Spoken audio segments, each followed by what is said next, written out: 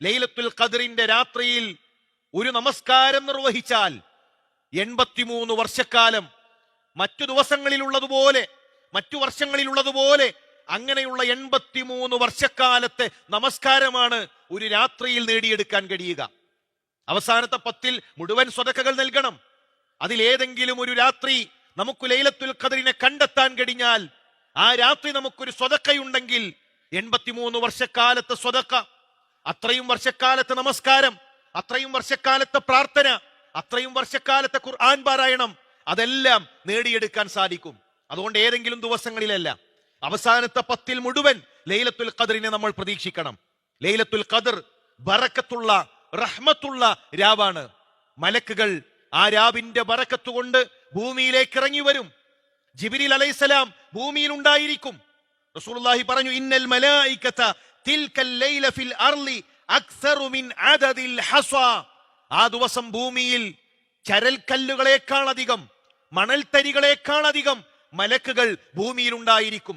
അത്രമാത്രം മലക്കുകൾ ആ രാവിന്റെ ബറക്കത്ത് കൊണ്ട്, ആ രാവിന്റെ റഹ്മത്ത് കൊണ്ട് ചരൽക്കല്ലുകളേക്കാൾ അധികം, ഭൂമിയിലുള്ള ചരൽക്കല്ലുകളേക്കാൾ അധികം മലക്കുകൾ അന്ന് ഭൂമിയിൽ ഉണ്ടായിരിക്കും.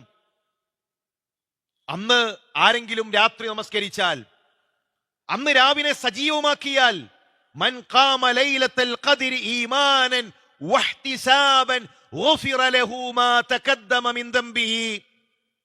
പാപങ്ങളുള്ളവരല്ലേ നമ്മൾ, തെറ്റുകൾ വന്നുപോയവരല്ലേ. ഇന്നലകളിലേക്ക് തിരിഞ്ഞു നോക്കുമ്പോൾ കഴുകിക്കളയേണ്ട ഒരുപാട് പാപങ്ങൾ നമ്മുടെ മനസ്സിലില്ലേ. ലൈലത്തുൽ ഖദ്റിന്റെ രാവിൽ എഴുന്നേറ്റു നമസ്കരിച്ചു കഴിഞ്ഞാൽ, ആ രാവിനെ സജീവമാക്കി കഴിഞ്ഞാൽ, അവന്റെ മുൻകടിഞ്ഞുപോയ പാപങ്ങൾ മുഴുവൻ അല്ലാഹു തആല പുറത്തു നൽകും, അത് മായ്ച്ചു കളയും.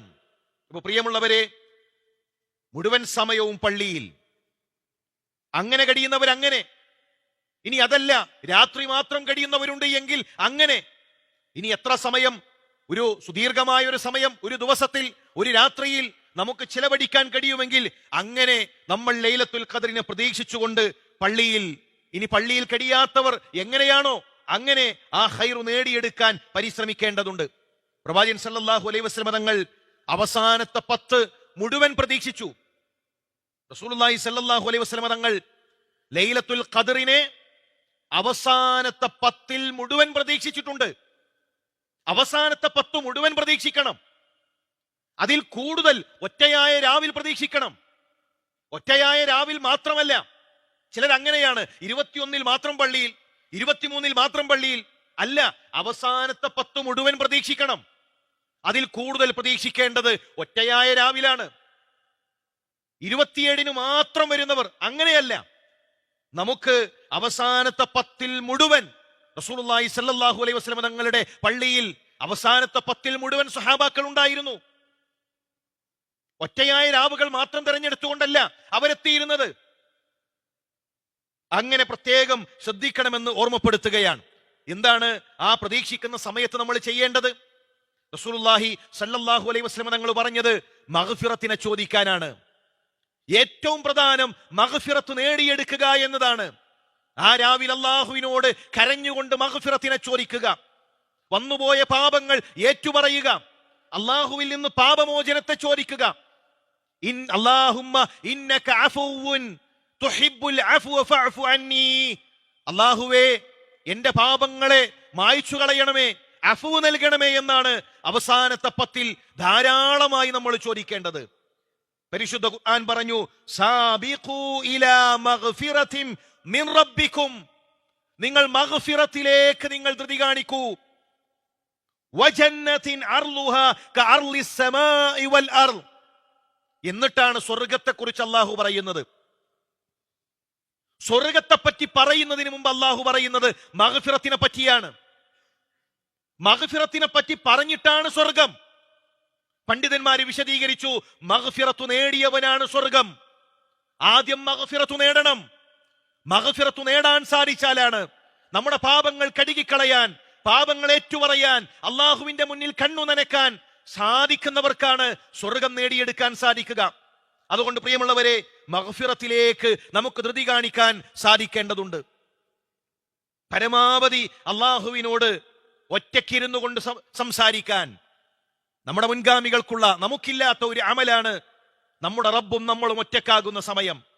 നമ്മുടെ കുടുംബത്തെ മാറ്റി, നമ്മുടെ കച്ചവടത്തെ മാറ്റി, നമ്മുടെ കൂട്ടുകാരെ മാറ്റി, നമ്മുടെ മറ്റു സമയങ്ങളിൽ നമ്മുടെ കൂടെയുള്ളവരെ അവരെയെല്ലാം മാറ്റി നിർത്തി നമ്മളും റബ്ബും ഒറ്റക്കാകുന്ന, നമ്മുടെ റബ്ബിനോട് നമുക്ക് പറയാനുള്ള ആ സമയം പ്രിയമുള്ളവരെ അത് നമുക്കുണ്ടാകണം. അപ്പോൾ ഇഅ്തികാഫിരുന്ന്, പള്ളിയിലിരുന്ന് എങ്ങനെ നമുക്ക് പുണ്യം നേടാൻ സാധിക്കുന്നുവോ അങ്ങനെ നമ്മൾ പുണ്യം നേടിയെടുക്കുക. റസൂലുള്ളാഹി സ്വല്ലല്ലാഹു അലൈഹി വസല്ലം തങ്ങൾ 21-ാം രാവിന്റെ മഗ്രിബിന് മുമ്പ് പള്ളിയിൽ പ്രവേശിക്കുമായിരുന്നു.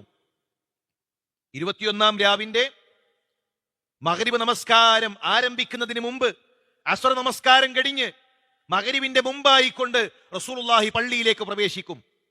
പിന്നീട് അത്യാവശ്യങ്ങൾക്കല്ലാതെ അള്ളാഹുവിന്റെ റസൂൽ പുറത്തേക്ക് പോകാറില്ല. ഫജർ കഴിഞ്ഞ് പ്രത്യേകമായി തയ്യാറാക്കിയ പള്ളിയിൽ പ്രത്യേകമായി റസൂലുള്ളാഹി ഇഅ്തികാഫിന് ഒരുക്കിയ ആ ഭാഗത്തേക്ക് ഫജറിന് ശേഷം റസൂലുള്ളാഹി സ്വല്ലല്ലാഹു അലൈഹി വസല്ലം തങ്ങൾ പോകും.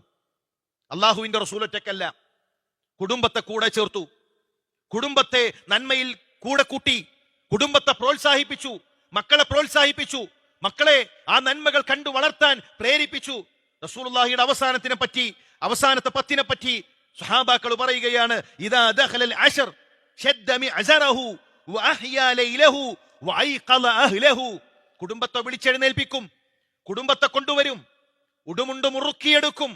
ഇനി വിശ്രമത്തിന്റെ സമയമല്ല, ഇനി കിടന്നുറങ്ങേണ്ട സമയമല്ല, ഇനി മത്സരിക്കേണ്ട, മഗ്ഫിറത്തിന് വേണ്ടി, സ്വർഗത്തിന് വേണ്ടി മത്സരിക്കേണ്ട സമയമാണ്. അതോടൊപ്പം റസൂലുള്ളാഹി രാവിനെ പകലാക്കും, രാത്രി എഴുന്നേറ്റുകൊണ്ട് ഖുർആൻ പാരായണവും നമസ്കാരവും പ്രാർത്ഥനകളുമായി രാത്രിയെ സജീവമാക്കും. പ്രിയമുള്ളവരെ, ഈ അവസാനത്തെ 10-ൽ നമ്മുടെ മൊബൈൽ നമ്മളൊന്ന് നിയന്ത്രിക്കണം, നമ്മുടെ സോഷ്യൽ മീഡിയ നമ്മളൊന്ന് നിയന്ത്രിക്കണം. വളരെ വിലപിടിപ്പുള്ള അമൂല്യമായ ആ സമയങ്ങൾ നമ്മുടെ മൊബൈൽ നമ്മളിൽ നിന്ന് കവർന്നെടുക്കുന്നില്ല എന്ന് നമ്മൾ ഉറപ്പിക്കണം. പള്ളിയിൽ വന്നിരുന്നു കൊണ്ട് തന്നെ ദുനിയാവിന്റെ ചർച്ചകളിൽ, ദുനിയാവിന്റെ ചങ്ങാത്തങ്ങളിൽ, ദുനിയാവിന്റെ കഥ പറയലുകളിൽ നമ്മുടെ സമയം നഷ്ടപ്പെടുന്നുണ്ടോ എന്ന് നാം ആലോചിക്കണം. അതോടൊപ്പം ഇഅ്തികാഫിരിക്കുന്നവർ ഉജുബിനെ പേടിക്കുക. നമ്മുടെ അമലുകൾ നമുക്ക് വലുതായി തോന്നരുത്. പള്ളിയിൽ നമ്മൾ ഖുർആൻ ഓതുകയാണ്, ഒരുപക്ഷെ ചില ആളുകളെങ്കിലും ഉറങ്ങുന്നുണ്ടാകും. അപ്പൊ ഉറങ്ങുന്നവരെ നോക്കി, ഓരൊക്കെ എന്തിനാ പള്ളിയിൽ വന്നത്? പള്ളിയിൽ വന്നിട്ട് ഉറങ്ങാണോ? പള്ളിയിൽ വന്നിട്ട് ആകെ ഓതിയത് ഒരു പേജാണോ? അപ്പൊ ഞാൻ തരക്കേടില്ല, ഞാൻ ഏതായാലും 2 മണിക്കൂറായി ഓതിക്കൊണ്ടേയിരിക്കണം. അപ്പൊ ഈ ഇരിക്കുന്നവരെക്കാളൊക്കെ ഉഷാറാണ് ഞാൻ അത്യാവശ്യം അമലുള്ളവനാണ്, അത്യാവശ്യം തരക്കേടില്ലാത്തവനാണ്. മറ്റുള്ളവരുടെ അമലുകൾ ചെറുതായി തോന്നുകയും നമ്മുടെ അമലുകൾ വലുതായി തോന്നുകയും ചെയ്യുന്ന സാഹചര്യം നമുക്കുണ്ടാകരുത്. മറ്റുള്ളവരുടെ അമലുകളുടെ തൂക്കം നമുക്കറിയില്ല. ഒരുപക്ഷേ നമ്മളെക്കാൾ ഇഖ്ലാസുള്ളവർ, ഒരുപക്ഷെ ആ കിടന്നുറങ്ങുന്നവർ, ആ വളരെ കുറച്ചു മാത്രം ഖുർആൻ ഓതിയ മനുഷ്യർക്ക് അവരുടെ അമലുകൾക്ക് നമ്മളെക്കാൾ തൂക്കമുണ്ടാകും. മറ്റുള്ളവരുടെ അമലുകൾക്ക് നമ്മൾ തൂക്കം പറയരുത്, അതിന് നമ്മൾ വിധി പറയരുത്. നമ്മൾ നമ്മുടെ അമലുകളെ കുറിച്ച് ചിന്തിക്കുക. നമ്മുടെ അമലുകൾ നിസ്സാരമാണെന്ന തിരിച്ചറിവോടുകൂടെ ധാരാളമായി അമലുകളിൽ മത്സരിക്കുക. അതോടൊപ്പം പ്രിയമുള്ളവരെ, സ്വീകരിക്കാൻ ആത്മാർത്ഥമായി അള്ളാഹുവിനോട് പ്രാർത്ഥിക്കുക. നമ്മൾ അള്ളാഹുവിന്റെ മുന്നിൽ ഒറ്റക്കാകുന്ന സമയങ്ങൾ ഈ അവസാനത്തെ 10-ൽ നമുക്കുണ്ടാകണം. അങ്ങനെ ലൈലത്തുൽ ഖദ്റിനെ കണ്ടുമുട്ടാൻ, ആ ലൈലത്തുൽ ഖദ്റിലൂടെ എല്ലാ ഖൈറും നേടിയെടുക്കാൻ നമ്മൾ പരിശ്രമിക്കുക. അള്ളാഹു അതിനുള്ള തൗഫീക്ക് നൽകി അനുഗ്രഹിക്കട്ടെ.